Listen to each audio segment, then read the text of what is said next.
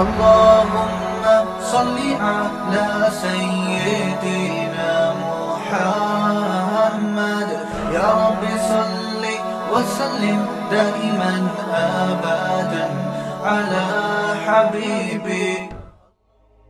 تو اب جیسے جیسے اللہ رسول کہہ رہے ہیں نا مان لو کہ یہی ٹھیک ہے, باقی سب کیا ہے بولو غلط. ہم شراب نہیں پیتے میجورٹی الحمدللہ, کیوں؟ حرام ہے اسلام میں. جب حرام ہے ابھی آپشن ہی نہیں ہے کہ تھوڑی پینی ہے کہ زیادہ پینی ہے, نہیں پینی بھائی. جوا اسلام میں کیا ہے؟ حرام ہے. مشرکین مکہ جوا کھیلتے تھے, جتنی رقم جیتتے تھے غریبوں پہ خرچ کرتے تھے ساری. ان کو اس پہ اعتراض ہوتا تھا کہ بھائی یہ اتنا اچھا کام, اس سے تو غریبوں کو فائدہ ہو رہا ہے, اس میں کسی کا دل تھوڑی دکھا رہے ہیں ہم, سامنے والا بھی راضی ہے. لوگ کہتے ہیں کہ جی بعض دفعہ سامنے والے کا کروڑوں کا نقصان ہوتا ہے, تو آپ دلیل دے سکتے ہیں کروڑوں کا نہ کھیلو, ہزاروں کا کھیل لو, اتنا کھیلو کہ جتنا اگلا بھی نقصان برداشت کر سکے. تو کیا جا رہا ہے اس میں, وہ بھی راضی ہم بھی راضی, تو جیتنے. اور خاص طور پہ جیت کے جب غریبوں کو کھلا, یہ پہلے سے ایگریمنٹ ہوتا تھا مشرکین کا کہ جو جوا جیتے گا, جو جانور کا گوشت اسے ملے گا تو سارا غریبوں کو کھلانا ہے. سوال پیدا ہوتا ہے بھائی غریبوں کو جب کھلانا ہے تو جوا کھیل کیوں رہے ہو؟ تو بھائی جو جیتے گا اس کی طرف نسبت ہوگی. غریب کہیں گے اس نے کھلایا ہے, صدقہ کی نسبت کس کی طرف ہوگی؟ جو جیتے گا جوا. تو اچھے کام کے لیے کھیل رہے ہیں, سوسائٹی کو فائدہ ہو رہا ہے, نقصان نہیں ہو رہا. قرآن نے اس جوے کو حرام کر دیا. نہیں بھائی, آپ غریب کو کھلائیں, آپ بیوہ کو کھلائیں, یہ کھلانے کا طریقہ اللہ کی نظر میں قابل قبول نہیں ہے. انما الخمر والمیسر, یہ جو سٹے بازی ہے نا, جوئے, یہ کیا ہے؟ حرام. یہی وجہ انشورنس کو علماء حرام کہتے ہیں. اور جو لبرل قسم کے مولانا مارکیٹ میں آ رہے ہیں نا, کہہ رہے ہیں ایکچولی یہ وہ انشورنس تھوڑی ہے جو سٹے اور جس سے آپس میں لڑائیاں ہوں اور جھگڑے ہوں. اس انشورنس میں تو یہ ہوتا ہے کہ آپ نے بیمہ پالیسی کروائی اور بچے ابا کا اچانک انتقال ہو گیا تو بچوں کا کیا ہوگا؟ یہ مولوی تو چندے لے لیتے ہیں, ایک عام آدمی بیچارہ کہاں جائے گا؟ نہیں یہی بات سمجھ میں بھائی, وہ یتیم ہو گیا تو بچوں کو ابا کی انشورنس کروائی ہوئی, وہ بیمہ پالیسی لی ہوئی تھی نا, لائف انشورنس. ابا مر جائیں گے تو بچوں کو کیا ملے گا؟ پیسہ ملے گا. تو کتنا زبردست تحفظ مل رہا ہے. انشورڈ, اب ہر آدمی کیا ہو گیا ہے؟ انشورڈ, محفوظ ہو گیا ہے. او بھائی یہ گنتیاں ہیں, یہ کیا ہیں؟ یہ جو ہے نا گنتی. ایک صاحب مجھے کہنے لگے میں اپنی گاڑی انشورڈ اگر کرواتا ہوں تو میری گاڑی سیو ہو جائے گی. میں نے کہا اللہ کے بندے, یہ ایسی ایڈورٹائزمنٹ کے ذریعے الو بنایا گیا نا آپ لوگوں کو. اگر آپ کی گاڑی چوری نہیں ہوتی, حادثہ نہیں ہوتا, پھر نقصان 100% یقینی ہے. جو قسطیں آپ نے بھری ہیں وہ قسطیں قیامت تک آپ کو بولو نہیں ملیں گی, وہ گئی. حادثہ ہونے کا امکان اتنا نہیں ہے جتنا یہ, تو 100% ڈوب رہی ہیں قسطیں آپ کی. حادثہ ہو گیا تو ڈبل کر کے مل جائیں گی, تو ڈبل کو دیکھ رہے ہو, یہ نہیں دیکھ رہے کہ نہیں ہوا. تو یہ تو انشورنس کمپنی جس طرح سے پیسے کما رہی ہے نا, شریعت میں پیسے کمانے کا یہ طریقہ جائز نہیں ہے کہ آپ کسی کی موت کے ساتھ پیسے کو مشروط کر دیں. دیکھو میں آپ سے 1 کروڑ روپے لیتا ہوں, انشورنس کمپنی میں یہی ہو رہا ہے, اور اگر فائدہ ہو بھی رہا ہے, انسانیت کا فائدہ بھی ہو رہا ہے, تو میں نے تو بتایا نا کہ جب جوا ہے یا سود ہے, بعض دفعہ لوگ کہتے ہیں کہ انشورنس کمپنی میں پیسے ڈوبتے نہیں ہیں, وہ تو پروفٹ کے ساتھ ساری رقم لوٹا دیتی ہے, تو وہ سود ہے پھر وہ. تو ہمارے پاس سود اور جوے کے بارے میں اسلام نے یہ آپشن رکھا ہی نہیں ہے کہ ہم یہ سوچیں کہ اس میں انسانیت کا فائدہ ہے یا نقصان. اصل میں تو بے تحاشا نقصان ہے اس میں. لیکن اگر اسلام ان نقصانات کو نمایاں کرنا شروع کر دیتا ہے نا, تو ہم ایک غیر ضروری بحث میں لگ جاتے ہیں. ہم کہتے ہیں ایکچولی وہ نقصان تو اب تو نہیں ہو رہا. تو اللہ میاں نے کیا ایک دروازہ ہی بند کر دیا. میں انشورنس کی حیثیت آپ کو بتا رہا ہوں, ہوتا کیا ہے. میں نے ان صاحب سے 1 کروڑ روپے لیے, یہ میں سادہ سی ایک مثال سمجھا رہا ہوں, اور ان کو میں نے انشورڈ کر دیا کہ اب آپ کو نقصان ہوگا تو کس کے ذمہ ہے؟ میرے ذمہ تلافی. تو میں ان کو کس چیز کے پیسے دے رہا ہوں؟ اگر نقصان ہو گیا تو پیسے دوں گا, نقصان نہیں ہوا تو یہ میرا کیا ہے؟ پروفٹ ہے. اسلام میں یہ طریقہ پیسہ کمانے کا جائز نہیں ہے, یہ جوا ہی ہے نا. بھائی چاند آیا تو یہ ہوگا, چھاپ آیا تو یہ ہوگا. یہ آپ کے اختیار میں تھوڑی ہے کوئی اگلا بیمار ہو رہا ہے یا گاڑی کو ایکسیڈنٹ ہو رہا ہے. تو باہمی تعاون کا دوسرا کوئی بھی طریقہ اختیار کریں وہ ٹھیک ہے, انشورنس والا طریقہ ٹھیک نہیں ہے. باہمی تعاون کے اور بہت سارے طریقے ہوتے ہیں. کمیونٹیز بنی ہوئی ہوتی ہیں, لوگ اس میں چندہ دے رہے ہوتے ہیں, اس میں پھر غریبوں کے ساتھ, وہ بزنس نہیں ہو سکتا یہ. تو انشورنس کمپنیوں کا یہ بزنس ہے, نام اس کا لوگوں کو اس کے ساتھ تعاون ہے, لیکن حقیقت میں یہ کیا ہے, بزنس. تو اسلام نے ہمارے پاس آپشن ہی ختم کر دیا, بھائی انشورنس ہے تو حرام ہے, 2 اور 2 4 کی طرح. نہ اس میں جاب کرنے کی اجازت ہے, نہ آپ کو اس کا ممبر بننے کی اجازت ہے. ہاں بعض ملکوں میں انشورنس کروانا قانونی مجبوری ہے, وہ ایک الگ احکام ہے, وہاں تو آپ اسٹے کر ہی نہیں سکتے, اس کے احکام جبر کے ضرورت کے احکام الگ ہوتے ہیں. تو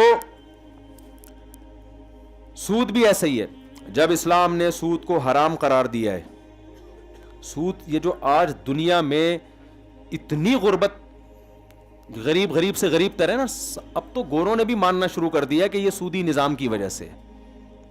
لیکن اسلام نے سود کو جب حرام قرار دیا تو لاجک نہیں بیان کی کہ ایکچولی یہ ہوگا تو یوں, کہ دنیا کے فلاسفر سارے اس بحث میں لگ جاتے. مشرکین نے سوال کیا تھا کہ بھئی سود کیوں حرام ہے, ہم جب قسطوں پہ بزنس کرتے ہیں تو قسطوں پہ بھی ہم چیز کی قیمت بڑھا کے لیتے ہیں. وہ جو بے کہا تھا نا, انما البیع مثل الربا, اس بے سے مراد تھی قسطوں کی بے. بھائی ایک چیز کیش پہ ہمیشہ سستی ہوتی ہے, ادھار پہ ہمیشہ مہنگی. توڑنے کا ادھار پہ بھی تو مہنگی ہوتی ہے نا, تو یہ وہی ہے. تو سود کیوں حرام ہے؟ اگر سود حرام ہے تو یہ بھی حرام ہونا چاہیے, اگر یہ حلال ہے تو وہ بھی حلال ہونا چاہیے. تو قرآن نے کیا جواب دیا؟ وہی جو شیطان کو جواب دیا تھا. آئی بات سمجھ میں؟ کیا جواب دیا؟ احل اللہ البیع وحرم الربا, کہ بھائی دونوں میں فرق یہ ہے کہ ایک کو اللہ نے حلال کر دیا ہے, ایک کو اللہ نے کیا کر دیا ہے؟ حرام.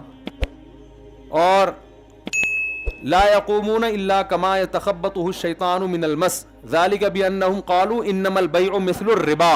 شیطان کو جو اللہ نے دھمکی دی نا کہ تجھ پر لعنت ہے, وہی دھمکی ان لوگوں کو بھی دی جو کہتے ہیں کہ سود کیوں حرام ہے. اللہ میاں نے کہا کہ جیسے شیطان نے میرے سامنے سجدے سے انکار کیا تو میں نے کہا لعنت ہے تجھ پر, دلائل نہیں دیے. تو جو کہتے ہیں سود اور خرید و فروخت ایک جیسی ہے لہذا ہم اس کو حرام نہیں مانیں گے, ان کو بھی اللہ نے جہنم کی وعید سنائی ہے. سمجھ میں آ رہی ہے بات؟ یہ مائک کو ہو کیا گیا, بہت سلو ہو گیا ہے, مجھے چیخنا زیادہ پڑ رہا ہے اصل میں. ہماری مسجدوں کے مائک اللہ کا اتنا بڑا فضل ہے نا کہ کہیں بھی ٹھیک نہیں ملا ہے الحمدللہ. یہ اللہ کا بہت بڑا فضل ہے. کروڑوں روپے دیواروں پہ خرچ ہوں گے الحمدللہ, دریوں پہ خرچ ہوں گے, اور یہ یہاں کا نہیں ہے, یہ یورپ میں بھی ہم نے یہی دیکھا ہے. یورپ میں ہمیں سڑکیں 1 نمبر ملی, ہسپتال 1 نمبر ملے, میڈیسن کوئی آپ لو 1 نمبر میڈیسن, ہر چیز 1 نمبر. مسجد کے مائک الحمدللہ 2 نمبر پورے یورپ میں, اللہ کا بڑا فضل ہے. یہاں تو پھر بھی بول رہے ہیں, ورنہ تو بیچ میں ہی بند ہو جاتے تھے. ایک جگہ تو پھر میں نے بغیر مائک کے پورا بیان کیا ہے, 2-2.5 گھنٹے کا بغیر مائک کے مجمع میں چیخا ہوں گا, آپ خود سوچو میرا حال کیا ہوا ہوگا. تو یہ اللہ کا بہت بڑا فضل ہے الحمدللہ, یہ چیز ٹھیک ہونے والی نہیں ہے. تو ہم بات کو جلدی سے سمیٹ کے ختم کرتے ہیں. یہ میں اس لیے تنبیہ کر رہا ہوں کہ خدا کے بندو, سب سے پہلا پیسہ لگاؤ مائک کے اوپر. 3 نمازیں جہری ہیں جن میں تلاوت سننے کو ملتی ہے, جمعے کا بیان ہوتا ہے. دیواریں اینٹیں بات کی چیزیں.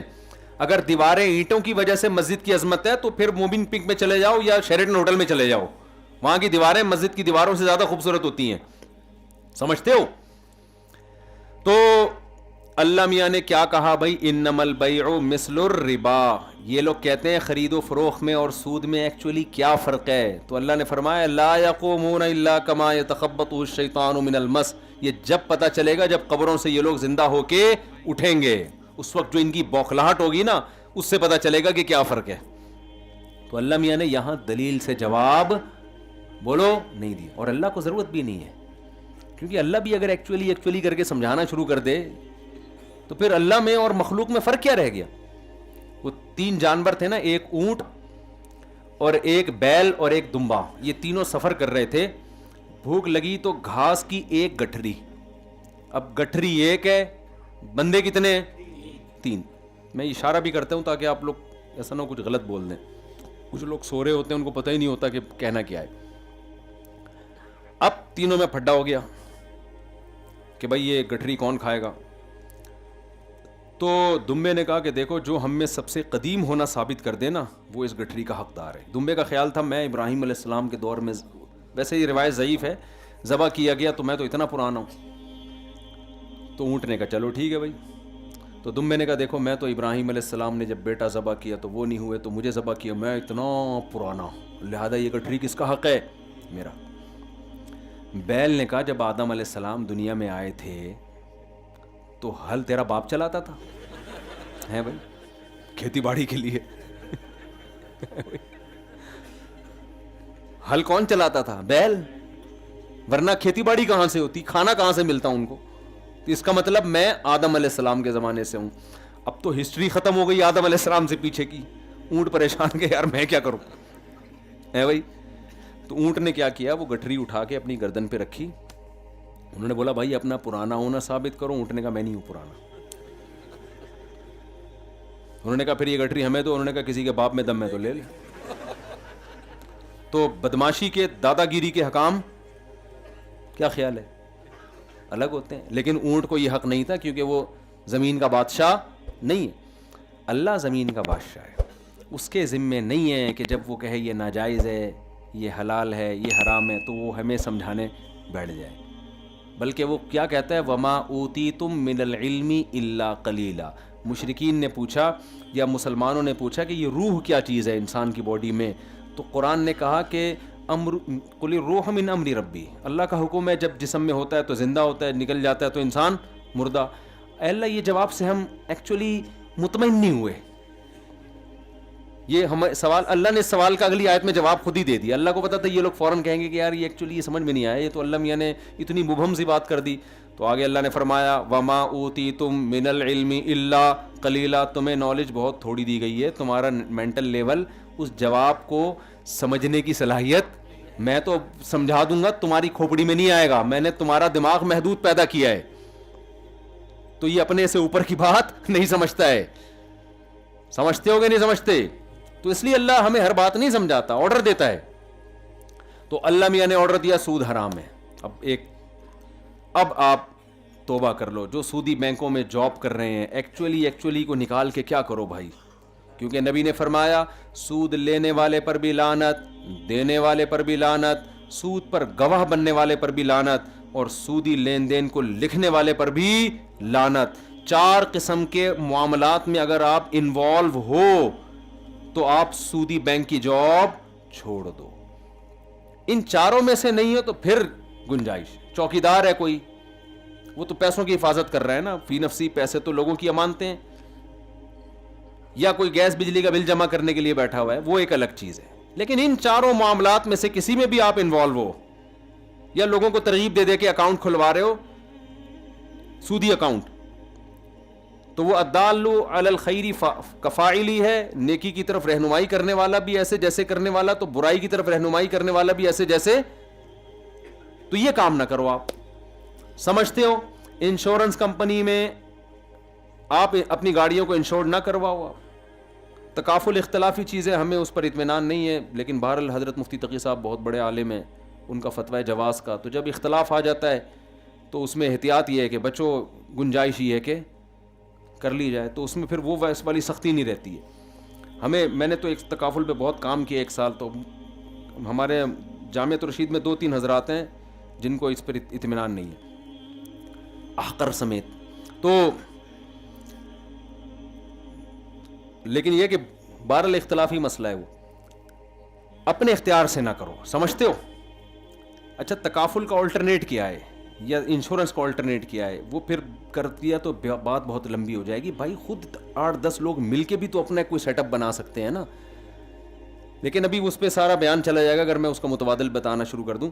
تو آپ نے کیا کرنا ہے بھائی, اللہ میاں نے سود کو حرام کر دیا, تو اگر کوئی سودی بینک میں جاب کر رہا ہے تو پہلی فرصت میں چھوڑنے کی کوشش. اب تو اسلامک بینک کی کتنے آ گئے ہیں, سودی بینکوں میں اسلامک ونڈوز میں اپنا ٹرانسفر کروا لو. سمجھتے ہو کہ نہیں سمجھتے؟ اسلامک بینکوں کو بھی لوگ کہتے ہیں کان ادھر سے پکڑو ادھر سے پکڑو. لوگوں کی بات نہ مانو, جس کی فیلڈ ہے نا اس سے پوچھو. سود کا علماء کو پتہ ہوتا ہے, ایسا نہیں ہے کان ادھر سے پکڑو ادھر سے پکڑو. اسلامک بینک میں سب سے بڑی بات یہ ہے کہ وہ لون دیتا ہی نہیں ہے, سود کی بیس ہی ختم ہو جاتی ہے وہاں پہ. آپ جاؤ گے نا, مجھے 1 کروڑ روپے چاہیے ہوگا, کیا کرنا ہے 1 کروڑ روپے کا, یہ گھر بنانا ہے, تو ہم گھر خرید کے دیں گے آپ کو, ٹھیک ہے نا. وہ کہہ رہا ہے 20% آپ کا ہوگا, 80% ہمارا ہوگا. پھر اس گھر کے یونٹ بنا کے رینٹ پہ دیں گے اور آدھا یونٹ بیچنا بھی شروع کر دیں گے, اس کو شرکت متناقضہ کہتے ہیں. تو ہر آدمی کو نا وہ صحافیوں کے بھی بیان آ رہے ہیں, کون ادھر سے پکڑو ادھر سے پکڑو. پاکستان کا سب سے بڑا مسئلہ یہ ہے کہ جو جس فیلڈ کا نہیں ہے نا, اس فیلڈ میں وہ چیمپئن ہوگا. یہ بہترین, صرف یہ بھی نہیں کہ ٹانگ اڑائے گا, اس میں وہ چیمپئن ہوگا. مسائل انجینئر اور ڈاکٹر بتا رہے ہیں, حلال و حرام اور اختلافی مسائل. میڈیکل سائنس کے مسئلے مفتیان کرام بتا رہے ہیں. جب کورونا آیا تھا نا, لوگ مفتیوں سے پوچھ رہے تھے ہے یا نہیں ہے, تو میں کہا بھائی یہ کورونا کا مجھے کیا پتا, ہے ڈاکٹروں کی فیلڈ ہے یار.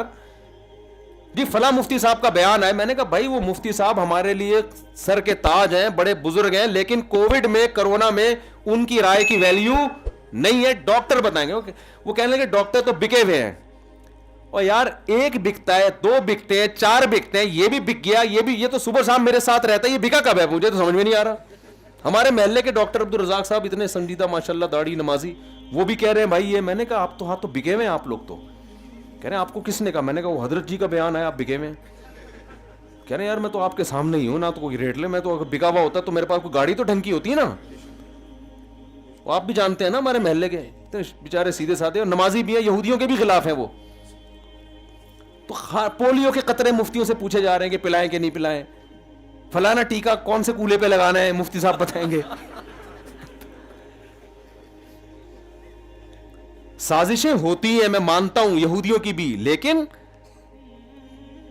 چند ڈاکٹر بھی اس سازش کا شکار ہوتے ہیں. پوری دنیا کبھی بھی کسی بھی فیلڈ میں گمراہی پہ جمع نہیں ہوتی. ایسا نہیں ہوتا کہ سارے ہی الو بن جائیں, آپ کو پتا ہے.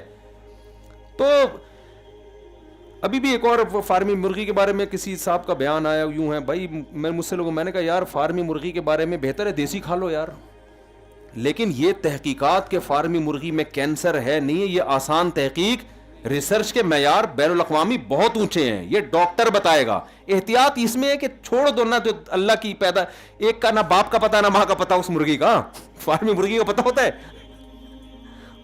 یہ. لیکن چٹکلوں کی حد تک ٹھیک ہے, کوئی میڈیکلی رپورٹ پیش نہیں کر رہا میں کہ آپ کیا مفتی صاحب نے کہا فارمی مرغی کے چونکہ نہ ابا کا پتا نہ اما کا پتا نہ ماموں کا پتا, لہذا وہ مت کھاؤ. یہ ایک چٹکلے کی حد تک ٹھیک ہے. باقی جس کو کھانا ہے تو اس کے باپ اور ماں کے پتا ہونے کا کرنا کیا ہے آپ نے, کیا خیال ہے. لیکن ایک بہرحال ایک دیسی مرغی میں غیرت ہوتی ہے, غیرت ہوتی ہے. اس کے باپ کا بھی پتا ہوتا ہے, اس کی ماں کا بھی پتا ہوتا ہے, انڈوں پہ بیٹھتی ہے, اپنے بچوں سے محبت کرتی ہے, چوزوں کو کھلاتی ہے, پھر اس سے بچوں کو ماں کی ممتا ملتی ہے. تو شاید گوشت میں بھی کچھ غیرت آ جاتی, ایک امکان کے درجے میں. یہ ایک روحانی دلیل ہے, ٹھیک ہے نا. اور فارمی مرغی نہ اس کو ماں کی ممتا ملی, مشین میں انکیوبیٹر میں پیدا ہوئی, وہ آج تک کوئی ماں کی نہ ممتا ملی, نہ اس کے ابا کا پتا نہ اما کا پتا, شروع سے ہی ٹیکے ٹھکنا کیا ایسا ہی ہوا ہے نا, اتنی اسپیڈ سے یہاں تک ہو گئی. اچھا میں نے پہلے ان لوگوں سے پوچھا یہ جو فارمی مرغی والے, میں نے کہا یار یہ 6 مہینے میں اتنی بڑی کیوں ہو جاتی ہے, اس کا مطلب کوئی فیڈ میں کچھ ملا رہے؟ انہوں نے کہا نہیں ہم کچھ نہیں ملاتے, یہ نسل ہی ایسی ہوتی ہے نا, کراس بریڈنگ کر کر کے ایسی نسل. لیکن یہ بات بھی اتنی مزے کی لگتی نہیں ہے, کیونکہ یہی بچہ جب آپ اپنے ڈڑمے میں پالتے ہو تو اتنی اسپیڈ سے بڑا نہیں ہوتا. وہ اتنے کا اتنے, جیسے ایک آدمی نے ٹھگنی عورت سے شادی کر لی, بیچاری چھوٹا قد تھا, تو بچے بڑے ہی نہیں ہو رہے تھے نا. تو وہ ایک دن اس کی ماں بچوں کو کھلا رہی ہے, بیٹا کھا لو بڑے ہو جاؤ گے. وہ تب کے کہتا ہے غصے میں, یہ بڑے نہیں ہوں گے. کہہ رہا ہے ان کے ساتھ کے پودے لایا تھا وہ بڑے ہو گئے ہیں, یہ اور چھوٹے ہوتے چلے آ رہے ہیں. تو یہ فارمی مرغی والے کہتے ہیں کہ ان کی نسل ایسی ہے کہ یہ اتنی اسپیڈ, لیکن بہرحال ہم نے کی وہ بات نہیں, واللہ عالم. پھر بھی میں کہتا ہوں یہ ریسرچ نہیں ہے, یہ لطیفوں کی حد تک بہت اچھی تحقیق ہے. تو ہم بھی احتیاط کر کے دیسی کھا لیتے ہیں, اچھی بات ہے, لیکن اس کو ریسرچ نہیں کہو. ریسرچ کرنا, جو ریسرچ سینٹر کھلے ہوئے ہیں نا, ڈاکٹر ہیں, یہ ان کی فیلڈ ہے, سمجھتے ہو. تو ڈاکٹروں سے جب, جو جس نے, ہر ڈاکٹر بھی نہیں ہے جس نے پراپر ریسرچ کی ہے. یہ فارمی مرغی کے بارے میں بڑا مشہور تھا کہ کینسر پھیلاتی ہے. میں نے کینسر کے بہت بڑے اسپیشلسٹ ہیں, ان سے رابطہ کیا, وہ کینسر کے ڈاکٹروں کو پڑھاتے ہیں اور ریسرچ کر رہے ہیں. وہ کہتے ہیں بھائی اب تک کوئی ریسرچ سے کوئی ثابت نہیں ہوا ہے کہ اس کی وجہ سے کینسر ہوتا ہو. تو انہوں نے کہا ہو سکتا ہے ہوتا ہو, لیکن ریسرچ میں ایسی کوئی بات نہیں ہے. تو ہر آدمی دوسرے کی فیلڈ میں کیا کر رہا ہے, پاکستان میں یہ سہولت ہے, باقی کسی دنیا میں کہیں بھی نہیں ہے.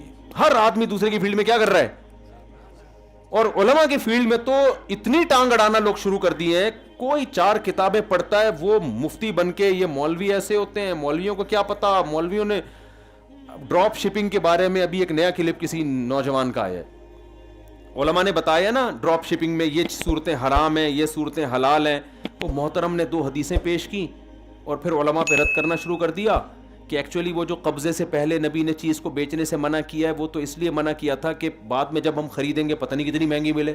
تو اب تو یہ سیٹ اپ ہی نہیں, اب تو کمپنیوں کی چیزوں کی قیمت متعین ہوتی ہے. او بھائی تیری فیلڈ نہیں ہے تو چپ کر کے بیٹھ جا. نہیں کہا نبی نے اس لیے کہ جس چیز کا آپ رسک نہیں لیتے اس پہ پروفٹ بھی آپ نہیں لے سکتے. ایک چیز نہ آپ نے خریدی ہے نہ آپ کے قبضے میں, آپ اٹھا کے کسی اور کو پہنا دو, وہ بیٹھے بیٹھے آپ پیسے لے رہے ہیں, اس کا رسک نہیں لے رہے. کمیشن ایجنٹ بن کے لیا جا سکتا ہے, بکوانے کے پیسے لے سکتے ہیں, اپنی چیز پہ پروفٹ اس وقت تک نہیں لے سکتے جب تک آپ کے زمان میں نہ آئے. اب یہ گہری باتیں, میں اس کی ڈیٹیل میں نہیں جا رہا.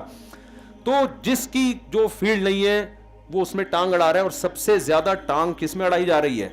علماء کی فیلڈ میں. اور پھر کہتے ہیں یہ دین مولویوں کی اجارہ داری نہیں ہے. بھائی دین کا علم کسی کی اجارہ داری نہیں ہے, لیکن پراپر علم تو حاصل کرو نا. آپ بن جاؤ, آپ مدرسے میں آ جاؤ, آپ پڑھ لو. نہ پڑھتے ہو اور پھر فتوے بھی دیتے ہو, چند حدیثیں ادھر کے ریفرنس یاد کر لیے اور فتوے دینا شروع کر دیے, اور جب علماء اس کے خلاف بولتے ہیں کہہ رہے ہیں یہ علماء اپنے آپ کو ٹھیکیدار سمجھتے ہیں. حضرت مفتی محمد شفیع صاحب رحمۃ اللہ علیہ کا ایک ملفوظ ایسے موقع پہ یاد آتا ہے. ان سے کسی پروفیسر نے, لبرل آدمی نے کہا, پروفیسر سارے لبرل نہیں ہوتے, کہا کہ جی وہ یہ انہوں نے فتویٰ دیا نا کہ یہ جائز نہیں ہے. اس نے کہا کوئی جائز نہیں, یہ جائز ہے بالکل, وہ فلانی حدیث ہے. تو حضرت مفتی شفیع صاحب نے اس کو سمجھایا, تو اس نے کہا یہ مولوی لوگ نا اپنے آپ کو دین کا ٹھیکیدار سمجھتے ہیں. انہوں نے کہا ٹھیکیدار نہیں, چوکیدار سمجھتے ہیں ہم اپنے آپ. آپ ٹھیکیدار نہ کہیں, چوکیدار. بہرحال ایسا نہیں ہو سکتا کہ ہم آگے سے ہٹ جائیں اور جو چاہو آپ قرآن و سنت کے نام پہ دین میں شامل کرتے رہو, اور جو چیز شامل ہے اس کو نکالتے رہو. تو وہ باڑ علماء ہی قائم کرتے ہیں. ہاں پھر ہر فیلڈ میں اچھے بھی ہوتے ہیں, برے بھی. تو مولویوں میں بھی 2 نمبر بھی ہوتے ہیں, تو 1 نمبر بھی ہوتے ہیں. تو یہ نہیں ہے کہ مولویوں کو ہی چھوڑ دو. 2 نمبر ڈاکٹروں کو چھوڑ کے کہاں جائے گا آدمی؟ 1 نمبر. 2 نمبر حکیموں کو چھوڑ کے کہاں جائے گا؟ 1 نمبر کے پاس. تو ایسے ہی 2 نمبر مولویوں کو چھوڑ کے آنا مولویوں کے پاس ہی ہے. صرف نکاح پڑھانے کے لیے اور جنازوں کے لیے اللہ نے مولویوں کو پیدا نہیں کیا. تو خیر بات کو میں بس اب سمیٹ رہا ہوں. تو میرے بھائی ہمارے پاس سود کے معاملے میں آپشن, بشرطے کہ سود ہونا ثابت ہو جائے. سود ہے یا نہیں یہ علماء فیصلہ کریں گے, یا آپ نے نہیں ایکچولی کر کے سود, جو چیز سود نہیں ہوتی اس کو پہ سود کر تھوپ دیتے ہیں, جو سود ہوتی ہے اس کو سود نہیں کہہ رہے ہوتے. بعض چیزیں سود لگتی ہیں, ہوتی نہیں ہیں. وہ جیسے یہ جو جی پی فنڈ میں جو گورنمنٹ پیسے کاٹ کے آپ کو بڑھا کے دیتی ہے, دیکھنے میں سود لگتی ہے یہ, لیکن یہ سود ہے. کمپنی اگر آپ کو تنخواہ نہیں دے رہی, تنخواہ دے رہی ہے اور کاٹ کے پھر آگے سے بڑھا کے دے دیتی ہے, تو یہ دیکھنے میں سود لگتا ہے, حقیقت میں یہ سود نہیں ہے. سمجھتے ہوں گے نہیں سمجھتے؟ تو لیکن جو سود ہوگا تو اس کو آپ کو چھوڑنا پڑے گا. جتنے لوگ یہاں بیٹھے ہیں جو سودی بینک میں جاب کرتے ہیں, آج سے ارادہ کریں ہم اس جاب کو چھوڑنے کی کوشش کریں گے, متبادل تلاش کریں اس کا. دوسرا کام, انشورنس حرام ہے, ٹھیک ہے نا, یہ معاملات کی بات چل رہی ہے. تیسرا, خرید و فروخت والے معاملات میں آج کل آن لائن ٹریڈنگ بہت زیادہ ہو رہی ہے. اس میں جائز ہے آن لائن ٹریڈنگ بھی, لیکن کچھ چیزوں میں حلال اور حرام کا اللہ نے فرق رکھا ہے, وہ فرق آپ کو کرنا پڑے گا. فوریکس ٹریڈنگ میں اکثر ایسا ہو رہا ہوتا ہے, سونا آپ نے خریدا, قبضے میں ہے نہیں, اور بعد میں جب اس کی قیمت بڑھ گئی تو پیسے لے لیے, گر گئی تو پیسے دے دیے, ڈفرینس برابر کرتے رہتے ہیں. سونا بیع صرف میں آتا ہے, قبضے سے پہلے آپ بیچ نہیں سکتے. دونوں طرف سے کرنسی, جب کرنسی کے بدلے میں بیچی جائے گی, خریدی جائے گی, دونوں طرف سے قبضہ کرنا ضروری ہے. ادھر سے ڈالر دیے, ادھر سے کرنسی بولو نا لیے. سمجھتے ہو گے نہیں سمجھتے؟ تو یہ علماء سے مسائل پوچھنے ہیں, اس ٹینشن میں آپ کو پڑھنا پڑے گا. جو لبرل قسم کے تاجر ہیں وہ کہتے ہیں مولویوں کے چکر میں پڑنے کی ضرورت نہیں. ان کے پاس سادہ لفظ, مولویوں کے چکر میں پڑنے کی ضرورت نہیں. مفتی طارق مسعود صاحب کے بیانات سننے کے لیے youtube.com/مفتی طارق مسعود کو سبسکرائب کریں, اور اگر آپ لائیو ویڈیو کو کبھی بھی مس نہیں کرنا چاہتے ہیں تو سبسکرائب کرنے کے بعد بیل آئیکن پہ کلک کرنا مت بھولیں. جزاک اللہ.